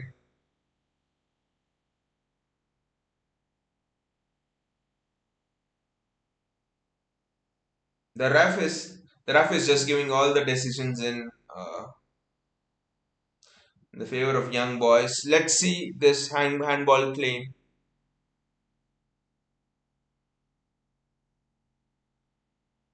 I don't think it's come off Jack Grealish's hand to be honest.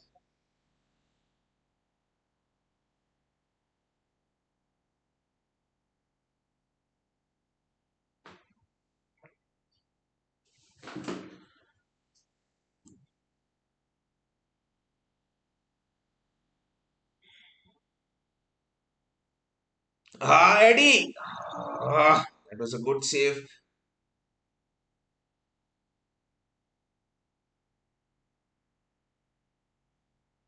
Spotrick says your views on Grealish. It's interesting because last season I don't think we could have won the Champions League without Grealish because he's controlled certain matches. Jack Grealish is Jack Grealish is someone who can dictate the tempo of the game, but I do think sometimes Jack Grealish slows the play down. But I honestly think wing is not the left wing is not the right position for Grealish. I think central midfield is the right position for Grealish. I think Grealish has the potential to that's a very high challenge. That's an extremely high challenge. I hope Grealish is all right. Ah, that's a bad challenge. But I do think the best position of Grealish is box to box or even attacking midfield. I think box to box would be a wonderful position for Grealish because Grealish is great when Grealish has the space in front of him. When you're playing him on the left wing, you're putting him in a box. The fullback is onto you, the opposition winger is onto you. So you're being man marked by two people, and Grealish has nowhere to go. He just has one direction to go inside. But when Grealish is playing in the middle of the field, Grealish can go inside, outside. He can go either ways, left, right. That's a great ball for Haaland. And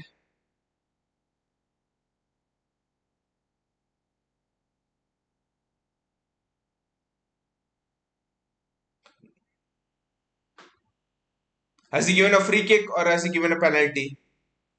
Think he's given a free kick. I don't know. I think again it's an injury there. I think Rodri is down now. Shit, this artificial turf. I just don't know. That's a penalty for sure. But I just that's a penalty for sure. But I just hope Rodri is not injured. He's stamped on his ankle. Bloody hell! It's a penalty, but I do hope I hope Rodri is not injured. That's the concern here. It's a penalty, but I hope Rodri is not injured.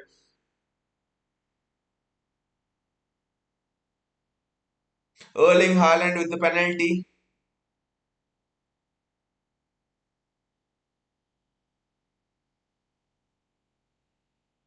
Erling Haaland stepping up to take the penalty.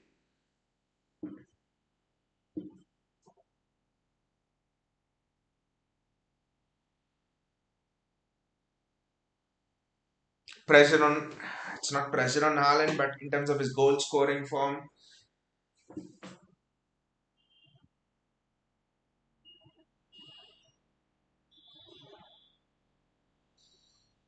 Erling Haaland is stepping up.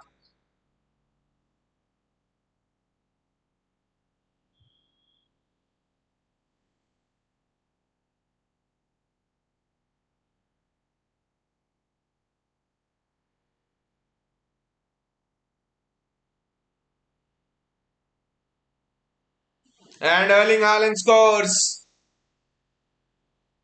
Sport Freak's penalty. Uh, but it's about Rodri, Sport Freak. I thought Rodri was injured. Rodri was holding his this thing. So yeah, that challenge was a very bad one for the penalty.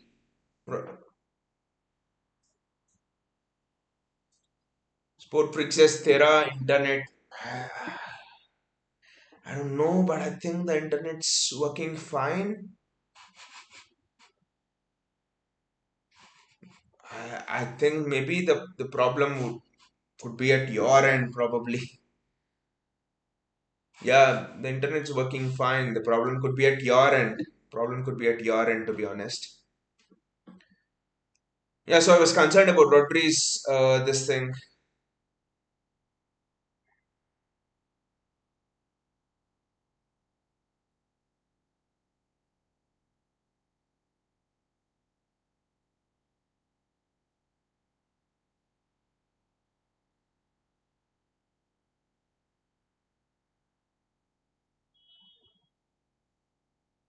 Again, good cross in by young boys. Good ball there by Edison.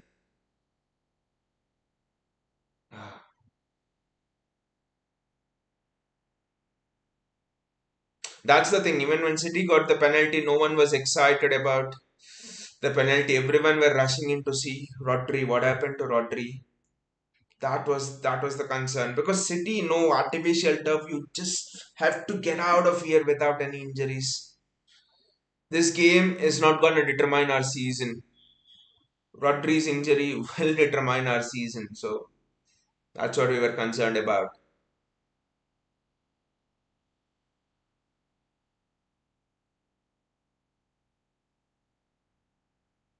Jeremy Doku, Natanake,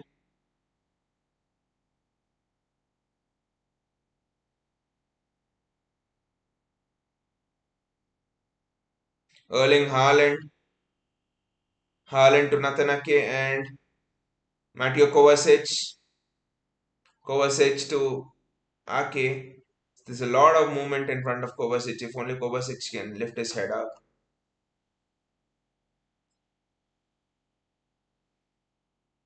Manuel Akanji,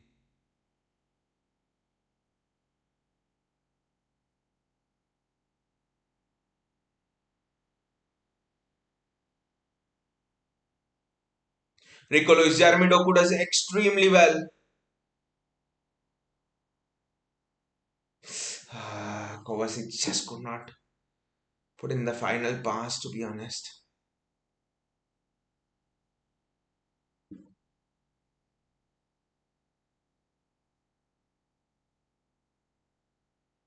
It's not been a dull game at all. The tactics from City have been very interesting with Pep Guardiola trying his tweaks and stuff.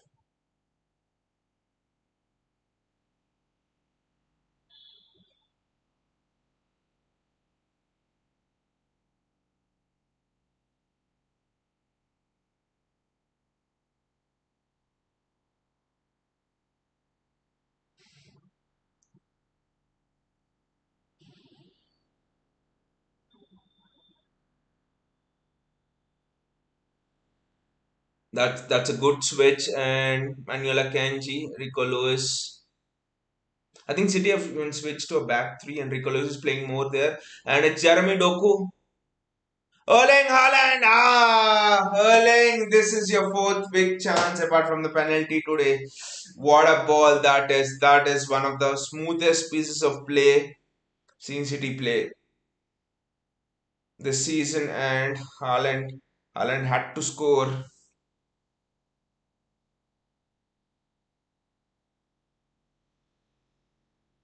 Haaland had to score on that. I just don't.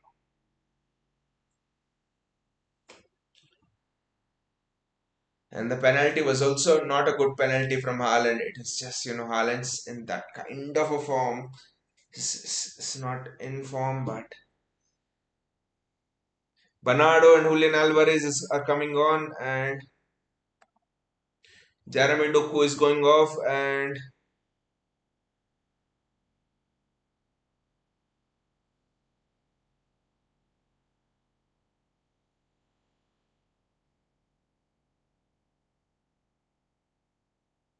Pep Guardiola is telling to Matthews Nunes, superb.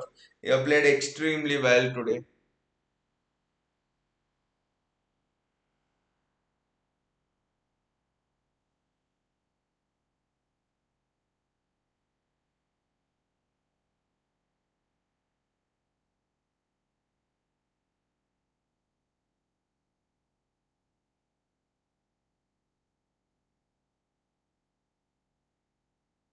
A lot of substitutions, and at that time we'll just check. What are the scores around other stadiums? It's 2-2 Celtic Atletico, and Newcastle 12 nil 1 Dortmund, and PSG are 2 nil up against AC Milan. So,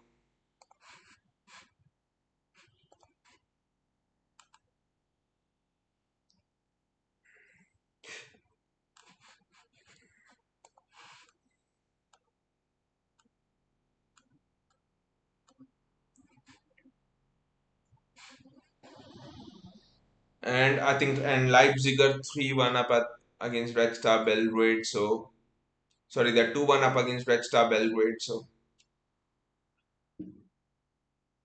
I think it looks like City and Leipzig are the ones going out of this. I mean, going to the next round from this group.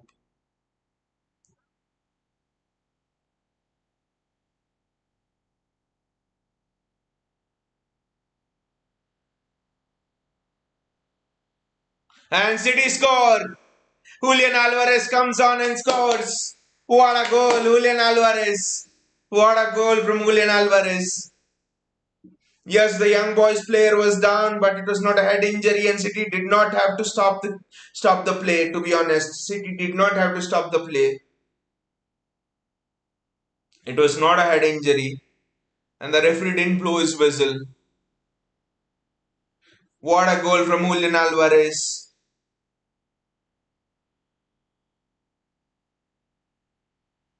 And what a ball from Erling Haaland as well. The understanding between Haaland and Julian Alvarez just growing day by day. What a goal by Julian Alvarez. That finish is just sublime, it's just superb. Not an easy finish when you have to go across the goalkeeper.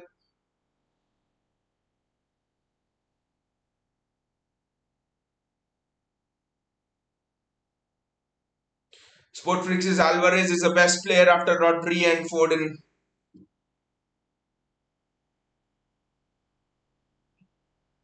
I don't know, they are reviewing the goal here. I think it will be chalked off. The goal will be chalked off, I think. Yes, the goal will be chalked off. It's a handball. It's a handball. It's a handball. I think the referee has been called to the monitor. It's a Jack Grealish handball, to be honest. Yes, the referee chalks it off. That is not a goal. That is a shit handball rule. It's a shit handball rule.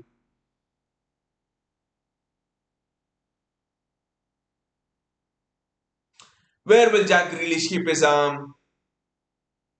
That is a natural movement. The arm was not going out, but it was coming in. But Sport is Zarurat ka player. Link up play of Haaland and Alvarez is superb.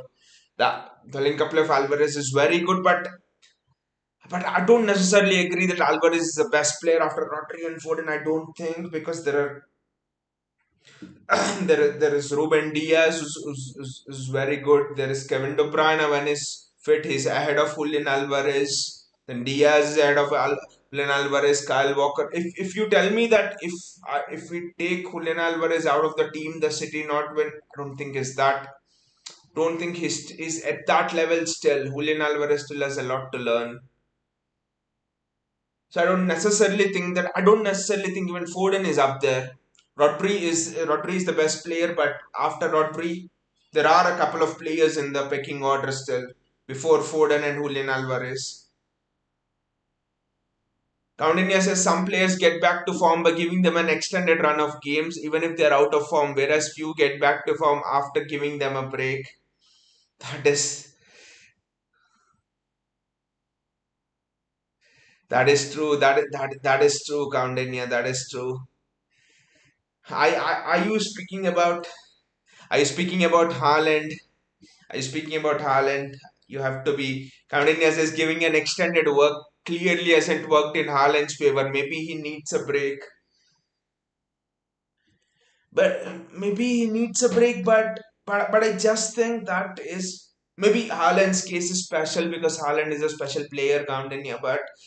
But generally with strikers, I think they say that strikers get back into form by giving them an extended run of fixtures, by giving them an extended run of time out there, because they say strikers feed on confidence. The more a striker scores a goal, the more he, you know, gets confident.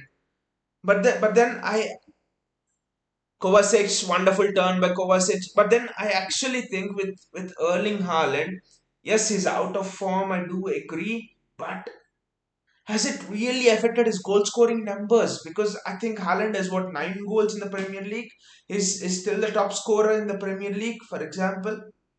So I don't think the numbers have been affected, but yes, he's been missing a lot more chances. If Haaland was in form and he took all of the chances, I think Haaland would be having 16 goals by now. Nottingham Forest 2 he missed. I think against Wolves he missed one. Against Brighton I think he missed one. I think you just count Newcastle he misses one or two sitters. I think you count all of them and Haaland already has 16 goals in 8 Premier League games. But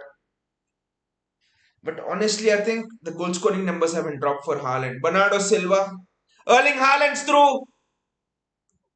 But this is what Coutinho meant, I think. When he said Erling Haaland one on one, he's just not able to. The confidence not there. The confidence is just not there for Erling Haaland.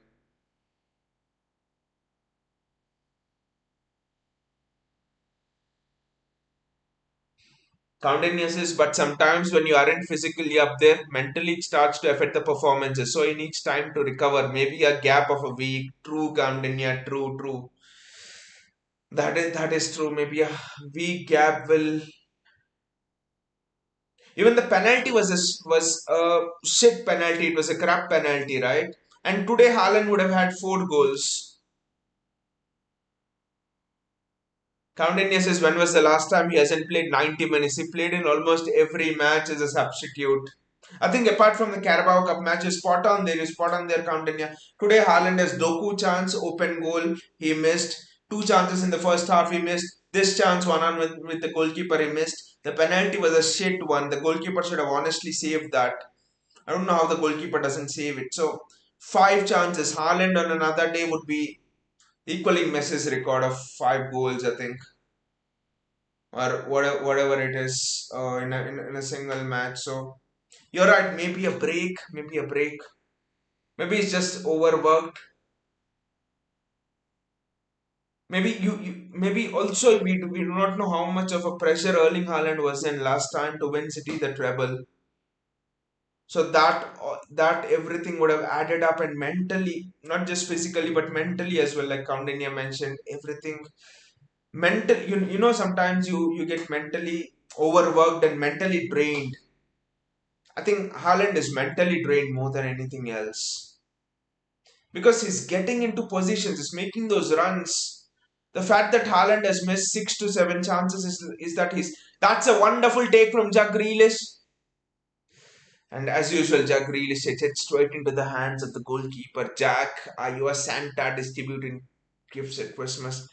स्पोर्ट्रिक says Henry ने ठीक बोला था Holland का natural tilt left side होता है जब से right side पे होगा he will be unstoppable 1v1 misses. That's true, but Erling Haaland has been missing open goals as well, I think. And that is just about mentality. In terms of that's just a mental game, open goals. Countainia says we can't exploit a player's ability just because you know that he can deliver anytime. Absolutely, you're 100% right. Countainia it's just like Haaland is mentally drained because after a point of time in football, especially with striker, any position, but especially with strikers, tactics, technique, ability, everything goes out of the window when you're running one on one to the goalkeeper. It's just you don't remember anything. It's just your those motor controls, your practice, that's all. It's just that mentality that allows you to strike the ball. The tactics and everything go out of the window. So I just think that Haaland's just mentally not there. That's why he's doing it. But the derby will be very interesting. What Haaland does there in the derby, honestly. And I honestly thought, especially against Arsenal, Haaland did not deserve to start. Alvarez should have started up top as a striker. And City would have won that game. City would have not lost that game if Alvarez started there up top. Because Arsenal were prepared for Haaland, and suddenly you put Alvarez there, both the centre backs as a false nine, and both the centre backs would not have had anyone to mark. So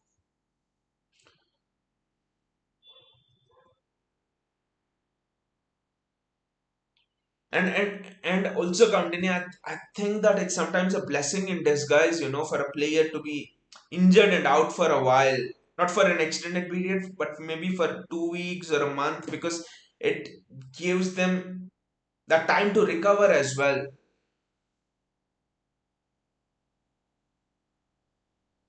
So that's another aspect which we always think injuries are bad. Injuries are bad. They are bad if they're career threatening. But sometimes being out with a little bit of a nickel for 1 or 2 weeks is not that bad, to be honest.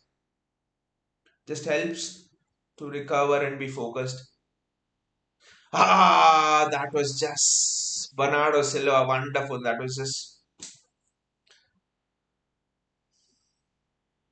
just missed the post by a whisker. Just missed the post by a whisker. And and one of the saddest parts is the mental side of things is just not talked about in football. The working of players, the fixtures and stuff.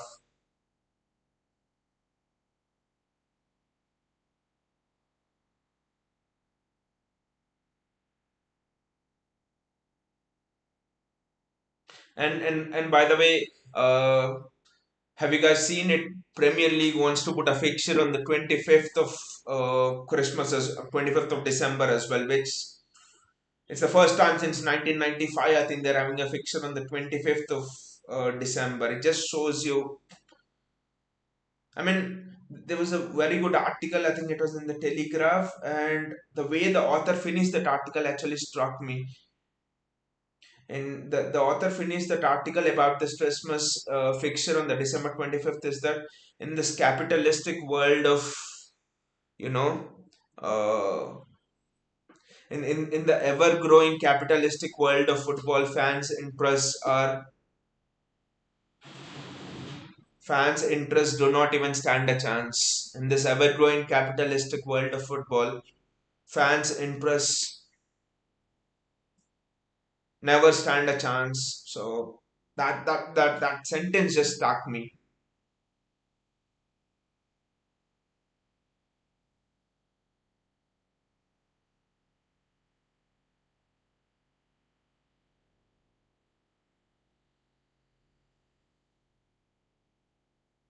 It's a great ball out to Bernardo Silva. Bernardo.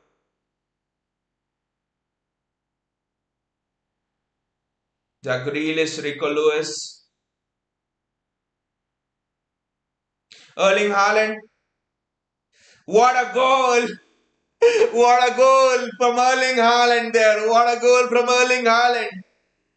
Could this be the goal that could, get him back to form? And this was a very difficult goal off his weaker foot. Off his weaker foot. This goal was off his weaker foot. And it was bang into the corner off his weaker foot on the right side of the tilt. Bang. Wow. Goal of his weak foot. This is just fantastic.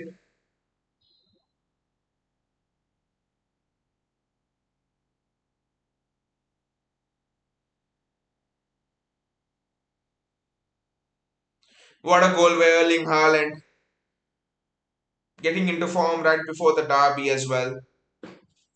Let's just check out the scores of other teams as well. PSG 2, Milan nil, Newcastle nil and Dortmund 1, Celtic Atletico 2-2 and Leipzig 3-1 against Red Star Belgrade.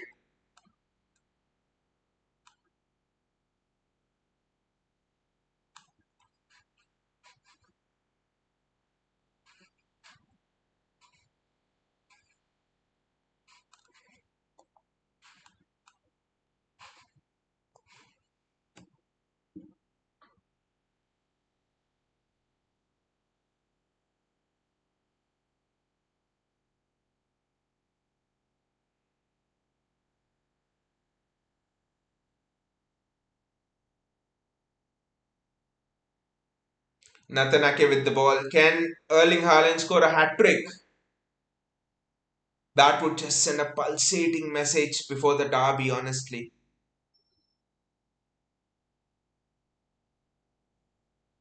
Mateo Kovacic, Nathan Ake,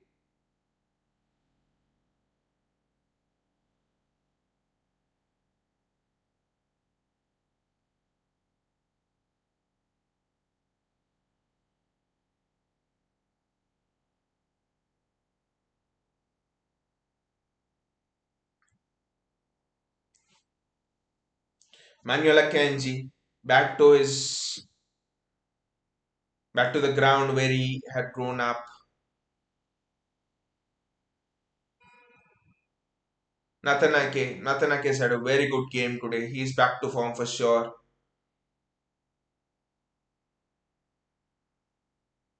Jack Grealish, City are just playing circles around young boys now.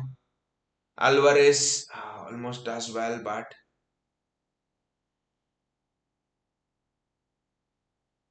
it's a back three that are playing, and Rico Lewis is exclusively playing in the center of the midfield.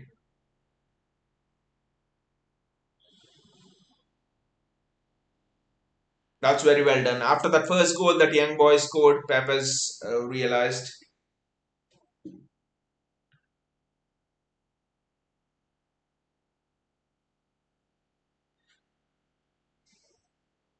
Pepe's realized the weakness and it's just, covered it up with a three at the back, switching the system three at the back, and Rico Lewis, coming into the midfield.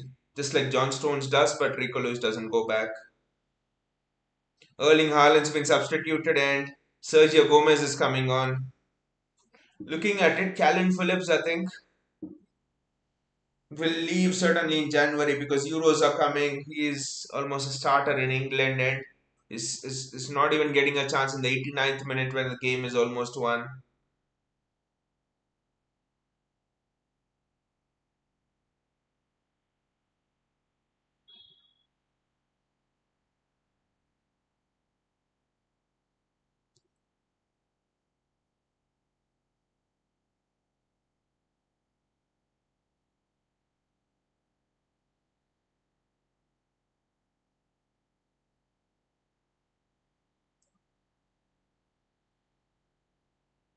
It's been a challenging game. Young boys have had a good tactical approach to this game and the defensive block was good. It was a mid block. It was neither too defensive or neither too offensive and City had to struggle to create chances, but Calvin Phillips is actually on in place of Rodri right now.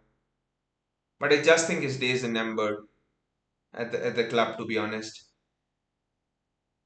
So City have worked hard to create chances, and honestly, if Haaland should have had 6 goals today.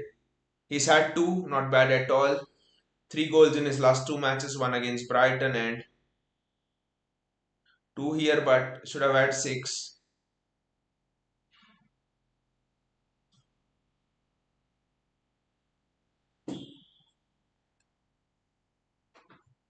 Can City have one more before the end? Jack Grealish with the ball. Julian Alvarez, it's a false nine actually. There's no one up top, to be honest. Sergio Gomez getting on the ball in the midfield. Sergio Gomez is a good shout for left wing, to be honest, actually. He's been the player of the tournament in the under 21 Euros, playing on the left wing.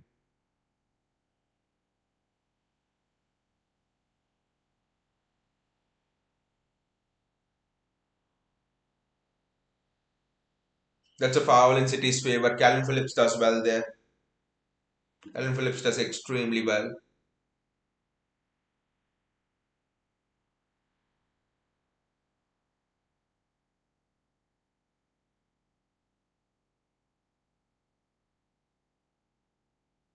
Nathan Ake, Jack Grealish.